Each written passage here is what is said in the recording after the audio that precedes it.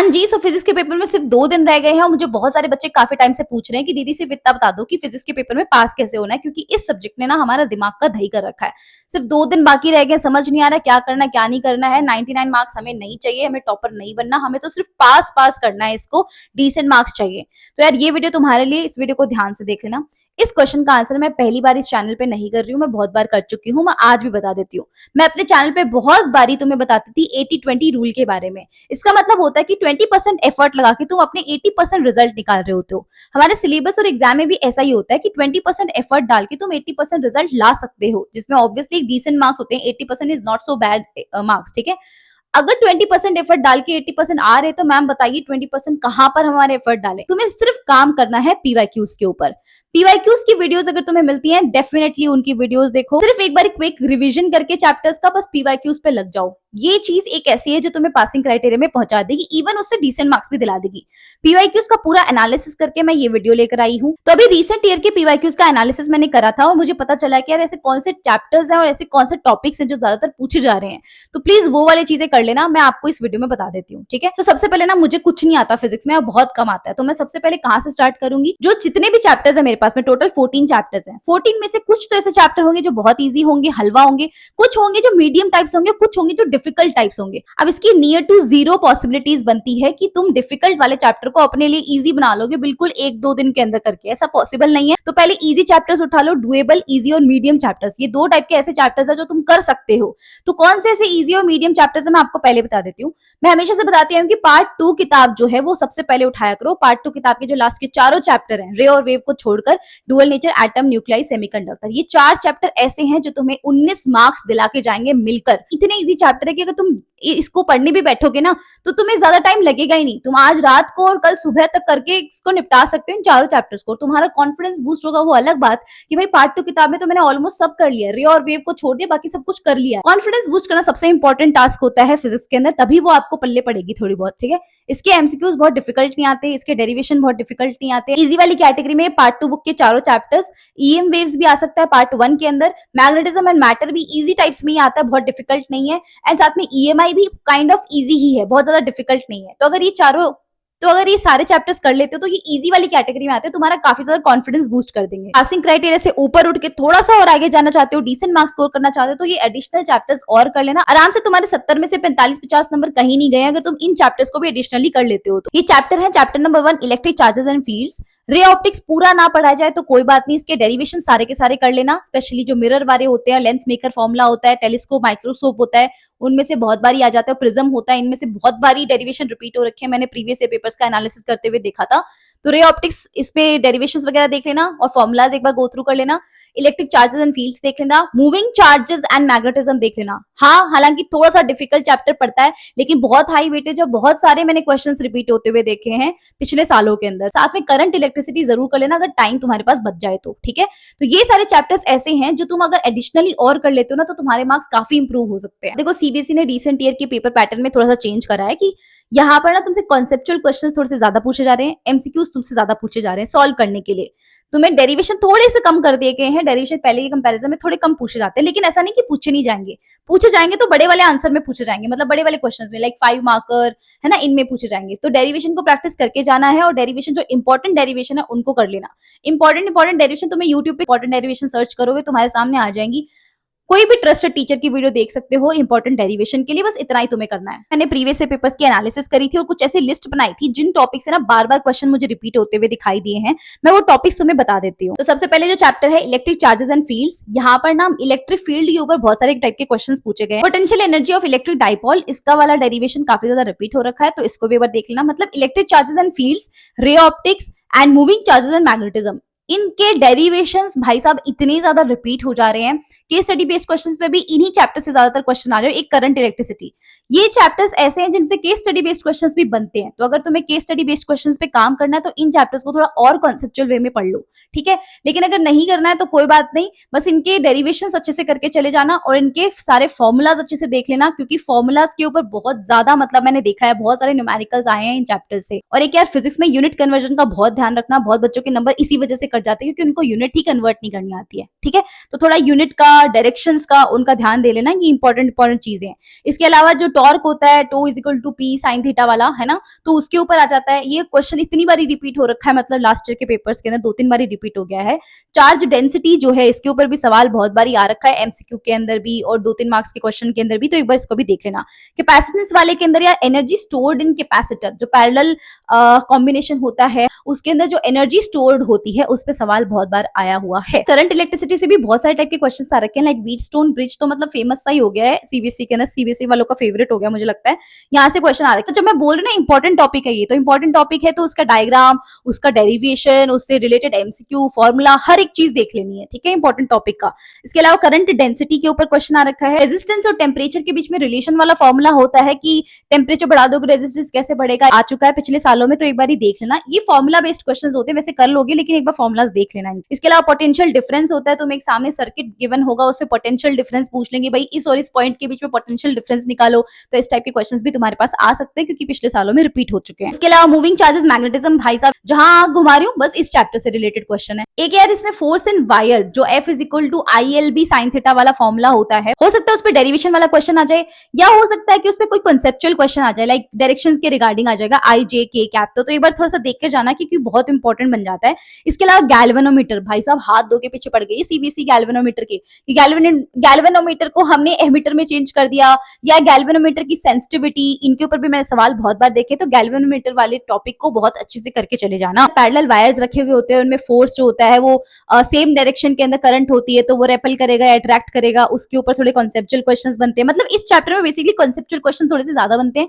AR type question, case study based question बनाने हो तो इस चैप्टर पे कूद पड़ता है सीबीएसई, ठीक है। इसके अलावा जो स्पीड होती है प्रोटोन की इन यूनिफॉर्म मैग्नेटिक फील्ड, ठीक है, स्पीड हो गया, रेडियस हो गया, एक्सेलरेशन हो गया, इसके तो डायरेक्ट फॉर्मुलाज होते हैं। इसके ऊपर भी मैंने बहुत सारे एमसीक्यूज देखे हैं, एमसीक्यूज भी देखे हैं, लॉन्ग फॉर्म में भी देखे हैं, तो एक बार थोड़ा सा देख लेना कि फॉर्मुलाज को कैसे कैसे कौन कौन वेरी करता है, कौन डायरेक्टली प्रोपोर्शनल है, कौन इनवर्सली प्रोपोर्शनल है, उसके अकॉर्डिंग, ठीक है। रैंडमली चैप्टर लिख रखे हैं तो मैं रैंडमली बता देती हूँ। एसी वाला जो चैप्टर है उसके अंदर आजकल एक सवाल देखने को मिल रहा है बहुत बार, एलसीआर सर्किट में जो एवरेज पावर होती है उसका डेरिवेशन निकालने के लिए बोला जा रहा है, तो एक बार इनका डेरिवेशन देख लेना। एसी की डेरिवेशन भी बहुत इंपॉर्टेंट है, बहुत ही ज्यादा मतलब, है ना। और इंपिडेंस जो होता है आरसी सर्किट के अंदर इंपिडेंस निकालना, है ना, उसका डेरिवेशन कर देना, तो ये भी बहुत इंपॉर्टेंट है, इसमें भी सवाल आ रखे हैं, है ना। रिएक्टेंस एंड कैपेसिटेंस का क्या रिलेशन होता है, आरसी सर्किट दे देंगे कभी, तो कभी तुम्हें एलआर सर्किट दे देंगे, कभी तुम्हें एलसीआर सर्किट दे देंगे, तो थोड़ा सा इनको देख लेना। ईएम वेव्स में डिस्प्लेसमेंट करंट के ऊपर क्वेश्चन पूछा गया। इसके अलावा तुम्हें अलग अलग वेवलेंथ देकर पूछेंगे कौन सी वेव्स है, तो उन वेव का पैटर्न भी याद कर लेना, कौन सी वेवलेंथ में किसकी वेवलेंथ सबसे ज्यादा है, किसकी सबसे कम है, वो रेंज थोड़ी सी याद कर लेना। साथ में जो एटम वाला चैप्टर है, जो मैंने तुम्हें बताया था ना कि लास्ट के चारों चैप्टर बहुत इंपॉर्टेंट है, भाई इनसे बहुत सवाल आए हैं और एक ही टाइप के सवाल रिपीट हो रहे हैं। मतलब सबसे खुशी की बात यही है कि एक ही टाइप के सवाल रिपीट हो रहे हैं। एटम वाला जो चैप्टर है इसमें स्पेक्ट्रल लाइन पे क्वेश्चन बहुत ज्यादा आ रहा है, वो 1/λ वाला जो आपका फॉर्मूला होता है वो भाई इतना रिपीट हो रहा है, एक बार प्लीज देख लेना। और रदरफोर्ड मॉडल की तो मतलब इतना हाथ धो के पीछे पड़ गई है सीबीएसई, भाई क्या ही बताऊं कि रदरफोर्ड मॉडल क्या है, रदरफोर्ड मॉडल को एक्सप्लेन कर दो, उसके ड्रॉबैक्स क्या हैं। बोर मॉडल बेसिकली पूरा ही इंपॉर्टेंट है, एनर्जी वगैरह, वेलोसिटी, रेडियस, सब कुछ ही बहुत ज्यादा इंपॉर्टेंट हो जाता है, उनके फॉर्मुलाज भी इंपॉर्टेंट होते हैं, तो एक बार इसको भी देख लेना। फिर यार सेमीकंडक्टर है, मैंने रैंडमली लिख रखे हैं सारे चैप्टर्स को, तो सो सॉरी, पर सेमीकंडक्टर के ऊपर भी कॉन्सेप्चुअल क्वेश्चन हर साल मैंने देखा है, डोपिंग के ऊपर सवाल जरूर आ रहा है। डोपिंग मतलब ये पर्टिकुलर आपके पास में चीज है, इसमें आपने ये वाला एलिमेंट मिला दिया है, वो एलिमेंट आपको पहचानना है कि पेंटावेलेंट है, ट्राईवेलेंट है, वो पहचान के कि बताओ कि अगर आपने ऐसी डोपिंग करी तो क्या फर्क पड़ जाएगा, क्या चीजें चेंजेस हो जाएंगे, वो सब कुछ देख लेना बेसिकली, ठीक है। तो ये एक बहुत इंपॉर्टेंट कॉन्सेप्चुअल क्वेश्चन यहाँ पे बन जाएगा। और यहाँ से भी केस स्टडी बेस्ड क्वेश्चन बहुत ज्यादा आते हैं सेमीकंडक्टर से रेक्टिफायर के ऊपर। भाई साहब सेमीकंडक्टर में रेक्टिफायर इतना इंपॉर्टेंट टॉपिक है ना, मतलब मैंने देखा नहीं इतने सारे क्वेश्चन रेक्टिफायर से, भाई रेक्टिफायर को बहुत अच्छे से कर लेना, हाफ वेव, फुल वेव, सारा कुछ, ठीक है। ट्रांसफॉर्मर में स्टेप अप ट्रांसफॉर्मर सबसे ज्यादा रिपीट होने वाली चीज है। उसके बाद में भाई डुअल नेचर, इसके ऊपर सवाल तो एक ही जगह से बन रहे हैं, आइंस्टाइन इक्वेशन है तुम्हारी, उसके ऊपर इतने सवाल बन रहे हैं, कभी वर्क फंक्शन दे देंगे तुम्हें, तो कभी तुम्हें काइनेटिक एनर्जी निकालने को बोलेंगे, तुम्हें फोटोन वाली एनर्जी दे देंगे, तो ऐसे कुछ डेटा देकर तुम्हें आराम से निकालने को बोलेंगे। अच्छा, न्यूमेरिकल कैसे सॉल्व करते हैं ना, उसके ऊपर मैंने अलग से वीडियो बना रखी है, मैं डिस्क्रिप्शन बॉक्स में लिंक दे दूंगी, एक बार जाके उस वीडियो को देखना, उसी वे में तुम्हें न्यूमेरिकल सॉल्व करने हैं, ठीक है। एक और चीज मैं बता देती हूँ कि केमिस्ट्री का पेपर तुम्हारा अगला पेपर है, उसके लिए ना मैंने सेशन शेड्यूल कर रखे तुम्हारे लिए, फिजिकल केमिस्ट्री के लिए, ऑर्गेनिक केमिस्ट्री के लिए। सारे फिजिकल केमिस्ट्री के फॉर्मूला, ऑर्गेनिक केमिस्ट्री की सारी नेमिंग रिएक्शन हम लाइव सेशंस में डिस्कस कर रहे होंगे। प्लीज एक बार रिमाइंडर सेट कर लेना और चैनल को सब्सक्राइब कर लेना। और बायोलॉजी का अगर पेपर आने वाला है तो भाई साहब जितने भी गैप डेज है ना, उनमें रटवा दूंगी मैं तुम्हें पूरी बायो, तो चैनल को सब्सक्राइब करके रख लेना ताकि तुम्हारे पास नोटिफिकेशन आते रहे। और आफ्टर 12th भी आपके बहुत ज्यादा ये चैनल हेल्प करेगा आपके करियर डिसीजंस के अंदर, ठीक है। तो back to the topic, dual nature के अंदर आइंस्टाइन इक्वेशन पे सबसे ज्यादा सवाल देखे गए हैं, AR based questions, conceptual questions बहुत ज्यादा आए हुए हैं। यहाँ से डी ब्रोगली वेवलेंथ पे भी भाई साहब बहुत सवाल आए हुए हैं, बहुत ही ज्यादा, मतलब रिलेशन के ऊपर सवाल आ जाते हैं कि लैम्डा जो होता है वो इनवर्सली प्रोपोर्शनल, और इनवर्सली प्रोपोर्शनल मतलब कैसे होता है, कैसे रिलेट करता है, कैसे वेरी करता है, तो वो उसके ऊपर आए हुए हैं। डी ब्रोगली वेवलेंथ को अच्छे से कर लेना, आइंस्टाइन इक्वेशन को थोड़ा सा प्रैक्टिस कर लेना। इसके अलावा न्यूक्लियाई के ऊपर, न्यूक्लियस के जो कॉन्सेप्चुअल क्वेश्चन है, एक बार तो सीधे सीधे डेफिनेशन तुमसे पूछ ली गई कि न्यूक्लियस की 2 प्रॉपर्टीज बता दीजिए, मतलब ऐसी चीज पूछ ली गई थियोरेटिकल। न्यूक्लियस की डेंसिटी के ऊपर सवाल आए हुए हैं बहुत बार, और न्यूक्लियाई के अंदर बेसिकली थोड़े से कॉन्सेप्चुअल टाइप सी क्वेश्चंस बन रहे होते हैं, ज्यादातर कुछ टफ क्वेश्चंस नहीं है, तो बहुत छोटा सा चैप्टर जल्दी से हो भी जाएगा। ईएमआई में देखोगे तो म्यूचुअल इंडक्टेंस पे बहुत ज्यादा सवाल पूछे गए हैं, ये सोलेनॉइड वगैरह इस पे भी सवाल आ चुके हैं। रे ऑप्टिक्स, रे ऑप्टिक्स में भैया प्लेन, कॉन्वेक्स, मिरर, इनकी इमेज फॉर्मिंग कैसे होती है, बहुत ज्यादा इंपॉर्टेंट है। लेंस मेकर फॉर्मूला घोट कर पी जाना, सवाल जरूर आएगा इसमें, चाहे कोई भी एमसीक्यू आए, चाहे कुछ डेरिवेशन आए, इसको डेरिवेट करने का कुछ भी आए, लेकिन आएगा जरूर लेंस मेकर फॉर्मूला।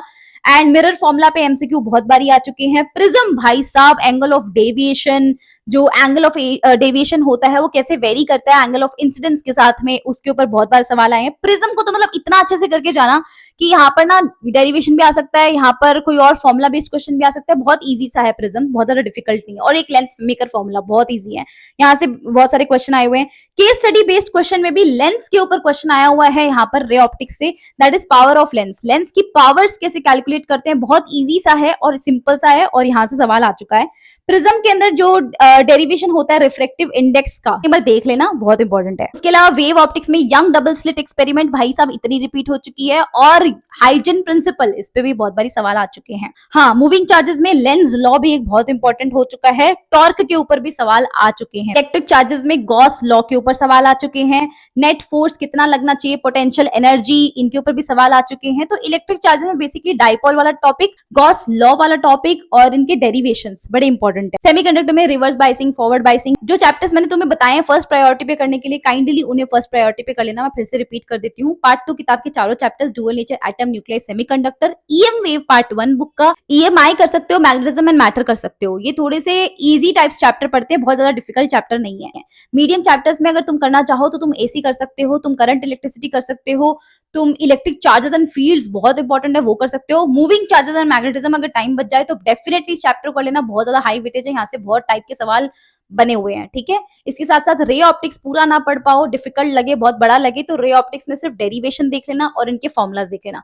इसके अलावा कोई चैप्टर तुम्हारे जो स्किप हो जा रहे हैं, जो तुम स्किप करके जाने वाले हो, तो एक बार ना ध्यान से सुनो, पूरा सब कुछ स्किप नहीं करके जाना है, सिर्फ एक बार फॉर्मुला देख के चले जाओ, क्योंकि यार एमसीक्यू ज्यादा पूछे जा रहे हैं। अगर फॉर्मुला बेस्ड क्वेश्चन आया तो आप डायरेक्टली कर सकते हो, फॉर्मुला याद रहेगा तो सवाल तो कर पाएंगे ना, तो छोड़ के कुछ भी मत जाना, एक बार बस फॉर्मुला गो थ्रू कर लेना, ज्यादा इन डेप्थ में जाके उसको पढ़ने की जरूरत नहीं है। इस वीडियो के बाद अगर तुम ऐसे फॉलो करते हो तो पास ही नहीं, तुम डिसेंट मार्क्स ले आओगे इजीली। एक बार फिजिक्स का पेपर हो जाए, उसके जस्ट बाद में मैं आपको केमिस्ट्री का पूरा प्लान बताऊंगी क्या करना है।